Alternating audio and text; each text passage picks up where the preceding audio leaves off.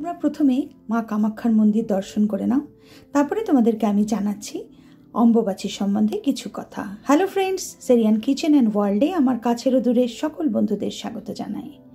অম্বুবাচী 2024 সালের মানে বাংলা 1431 সালের কবে শুরু, মানে অম্বুবাচী প্রবৃত্তি মানে আরম্ভ কবে?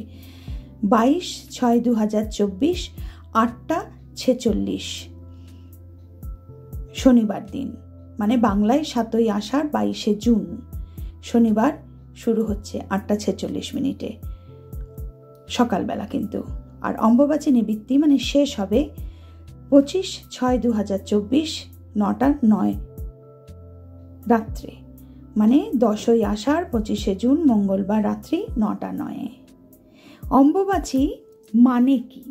অম্বুবাচীতে আমরা কি করব আর কি কি করব না সেগুলো সম্বন্ধেও তোমাদেরকে একটু জানিয়ে দেব। তোমরা সবাই জানো অম্বুবাচী মানে কি। হিন্দু ধর্মের একটি বিশেষ উৎসব হলো এই অম্বুবাচী।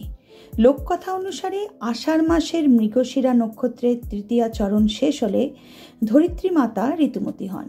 এই সময় পালন করা হয় অম্বুবাচী। অম্বু অর্থাৎ জল ও বাচী অর্থাৎ উৎফুলন, এই শব্দ দুটির মিলনেই কিন্তু অম্বুবাচী শব্দের উৎপত্তি। এই শব্দটি স্ত্রী শক্তি ও তার জন্ম দেওয়ার ক্ষমতাকে প্রকট করে।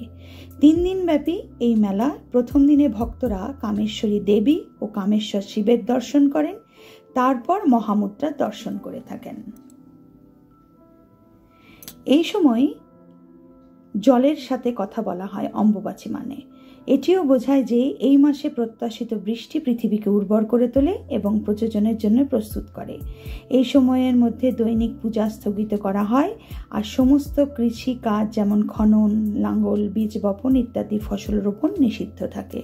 মায়ের মন্দিরের আরতি দর্শন করো, সবাই এখানে আরতি নিবেদন করেন, এসে পড়ে মাকে।